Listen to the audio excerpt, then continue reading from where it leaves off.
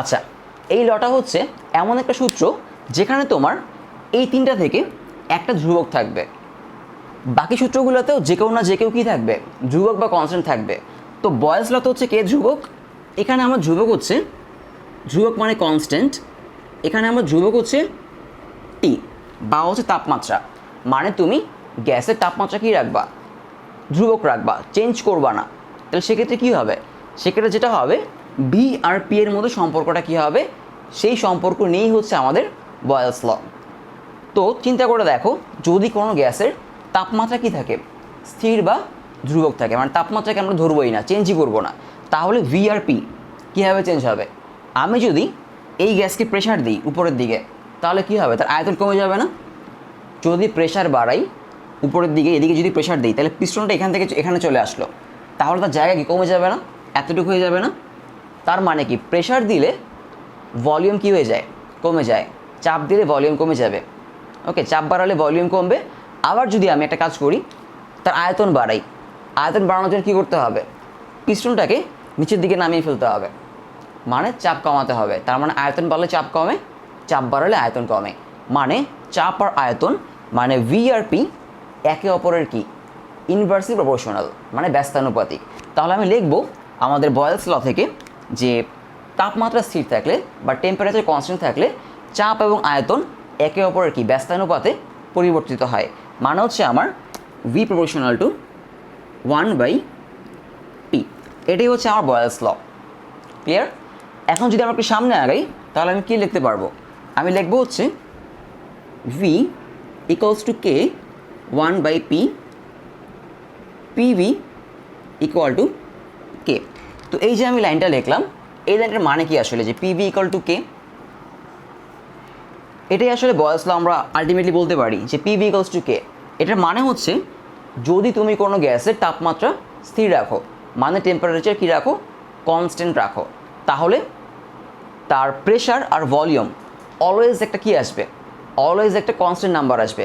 Example দিই, যেমন এই যে গ্যাসটা, তার টেম্পারেচার আমি ধরলাম হচ্ছে 150 ডিগ্রি। ওকে, কী ধরলাম, 150 ডিগ্রি। আচ্ছা, তো আমি তার এই টেম্পারেচার চেঞ্জ করব না, তার টেম্পারেচার এটাই আছে। এখন আমি যেটা করলাম, এখানে আমি প্রেশার দিলাম, তো প্রেশার হচ্ছে সাপোজ ধরো P1 ইকুয়াল টু 10 প্যাসকেল, মানে আমি 10 প্যাসকেল প্রেশার দিলাম, আর 10 প্যাসকেল প্রেশারে তার ভলিউম হচ্ছে 100 লিটার। ওকে, এখন যেটা করলাম, আমি তার প্রেশারটাকে বাড়িয়ে দিলাম, suppose P2 equal to 20 litre. So volume হবে হচ্ছে আমার 50 লিটার। খেয়াল করে দেখো, প্রেশার বাড়লো, এই যে প্রেশার বেড়ে গেল, আর ভলিউম কী হয়ে গেল, ভলিউম কমে গেল। কিন্তু ব্যাপারটা সেটা না, আসলে ব্যাপারটা হচ্ছে যে এই যে 10 আর 100 মাল্টিপ্লাই করলে কত হয়, হয় হচ্ছে 1000, তাই না?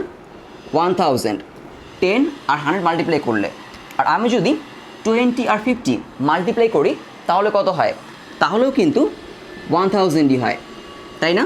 তার মানে আমি লিখতে পারি P1 V1 equal to P2 V2। মানে হচ্ছে কোনো আদর্শ গ্যাসের বা আইডিয়াল গ্যাসের যদি আমি টেম্পারেচার কনস্ট্যান্ট রাখি, মানে ধ্রুবক রাখি, তাহলে তার চাপ এবং আয়তন এদের মাল্টিপ্লিকেশন বা গুণফল অলওয়েজ কী হবে, ধ্রুবক হবে। আমি যদি তার টেম্পারেচার 150ই রাখি, 150 রেখে আমি তার প্রেশার যতই চেঞ্জ করি, কী হবে, এই পিভি ইকুয়ালস টু কী হবে, ধ্রুবক হবে। মানে তার পি এবং ভি এর গুণফল মানে মাল্টিপ্লিকেশন অলওয়েজ সেম আসবে। এই কথাটাই আসলে বোঝানো হচ্ছে যে পিভি ইকুয়ালস টু কত, আমার কে। আর ম্যাথ করার জন্য আমরা এই ফর্মুলাটা ইউজ করব, যে P1 V1 ইকুয়াল টু কত, ইকুয়াল টু P2 V2। তো এটা আসলে P1 V1 equal to P2 V2 equal to P3 V3 equal to P4 V4। মানে যতই তুমি প্রেশার চেঞ্জ করো না কেন, P1 V1 মানে PV কী আসবে, কনস্ট্যান্ট আসবে। এটাই আসলে বয়েলের ফর্মুলা। যদি আমরা কি রাখি, টেম্পারেচার কনস্ট্যান্ট বা ধ্রুবক রাখি, তাহলেই হচ্ছে এই বয়েলের সূত্র কী হবে, অ্যাপ্লিকেবল হবে। ক্লিয়ার? এবার আমরা যেটা দেখব সেটা হচ্ছে খুবই গুরুত্বপূর্ণ জিনিস, যে এই যে বয়েলের ফর্মুলা, সেখান থেকে 3টা গ্রাফ ক্রিয়েটিভে বা সৃজনশীল কোশ্চেনে এই 3টা গ্রাফ থেকে ফ্রিকোয়েন্টলি কোশ্চেন আসে।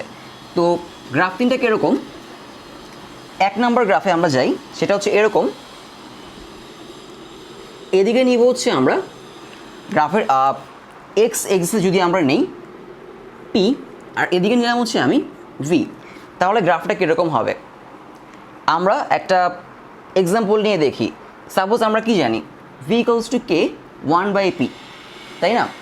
তো এখান থেকে কী দেখা যাচ্ছে, পি আর ভি একে অপরের কি ইনভার্সলি প্রপোর্শনাল, মানে ব্যস্তানুপাতিক, মানে পি যত বড় হবে ভি তত কমবে। একটু আগে এক্সাম্পল আমরা সেটাই দেখলাম, আমি যখন পি বাড়ালাম তখন ভি কী হয়ে গেল, ভি কিন্তু কমে গেল। তাহলে গ্রাফটা কীরকম হবে? গ্রাফটা হবে এই রকম, তাই না? এই রকম। তো আমি যদি কিছু এক্সাম্পল নেই, সাপোজ এদিকে হচ্ছে 1, আমার এখানে 1 2 3 4, এটা 5, এখানে 6, ওকে। আচ্ছা, আর এদিকে নিলাম হচ্ছে আমি সাপোজ 10 20 30 40 50 আর 60। সো এদিকে হচ্ছে আমার ভি লিটারে, আর পি হচ্ছে আমার এখানে প্যাসকেলে, ওকে। আচ্ছা, তো এই গ্রাফটাই দেখো, এই গ্রাফটা কী হবে, আমরা যদি যে কোনো একটা পয়েন্ট নিই, সাপোজ আমি যদি এই পয়েন্টটা নিই, তাহলে কী হবে, এই পয়েন্টে পি হচ্ছে 2 আর ভি হচ্ছে কত আমার 30, তাই না? পি হচ্ছে 2 আর ভি হচ্ছে 30। এখন আমি আরেকটা পয়েন্ট নিই, সাপোজ এই পয়েন্টটা নিই, এখানে পি হচ্ছে 4 আর ভি কত আমার, ভি হচ্ছে এইখানে, মানে 10 আর 20-র মাঝখানে। সো আমি ধরলাম কত, 15, ওকে। তার মানে দেখো, পি যখন 2 ছিল, আমার পি যখন 2 ছিল তখন ভি কত ছিল, 30।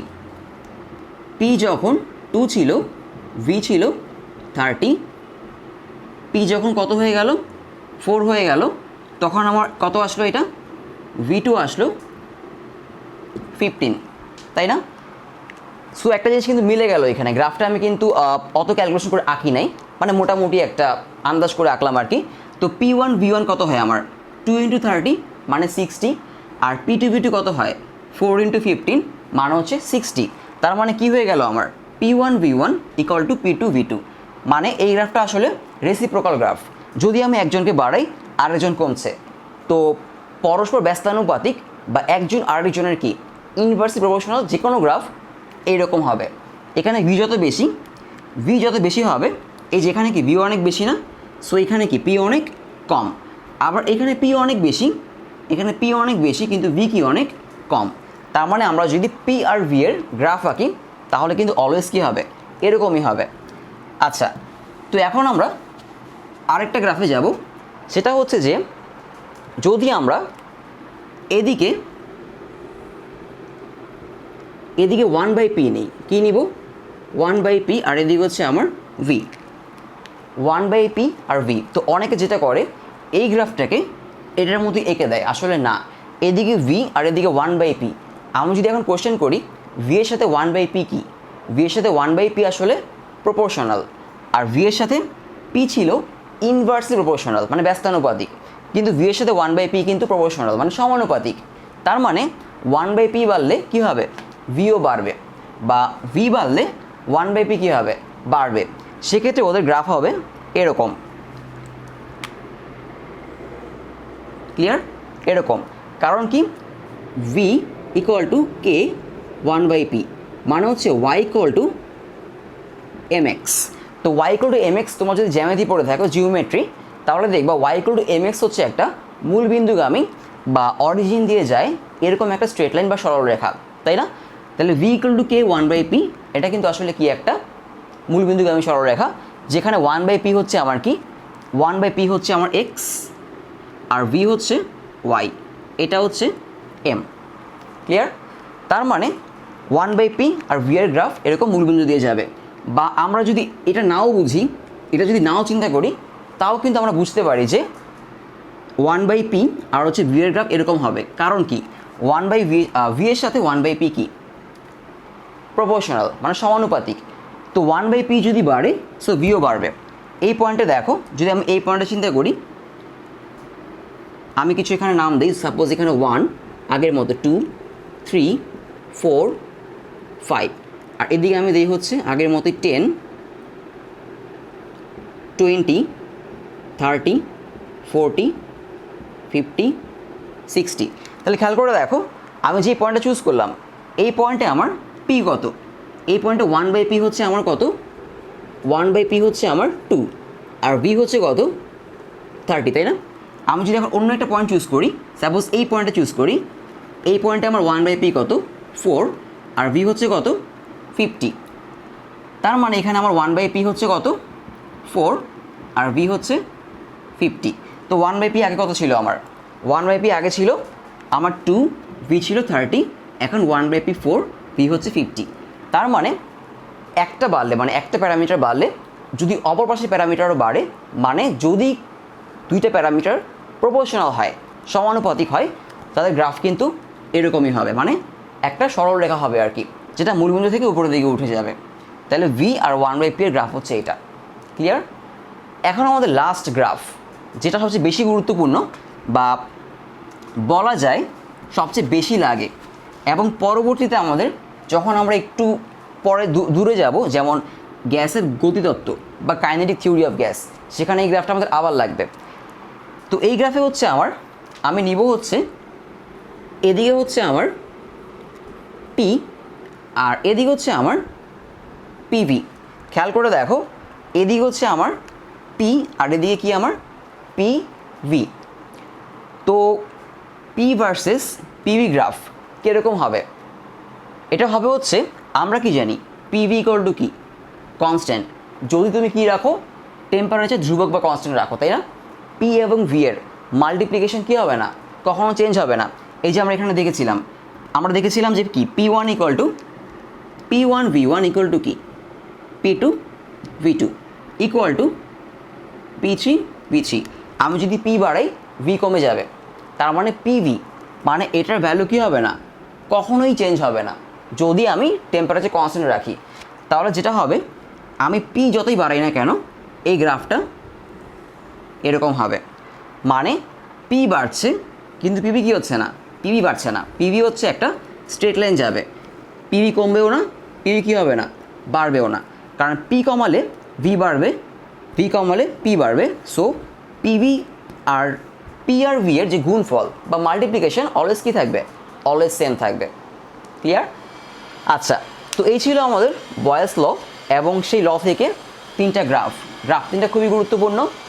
এখন কথা হচ্ছে বয়েলস ল থেকে কোন টাইপের ম্যাথ আসতে পারে।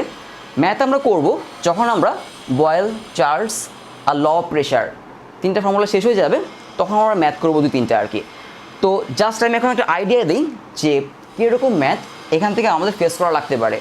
ধরো সাপোজ একটা গ্যাস যার প্রেশার ডাবল করা হলো, এই গ্যাসটার প্রেশার হচ্ছে পি।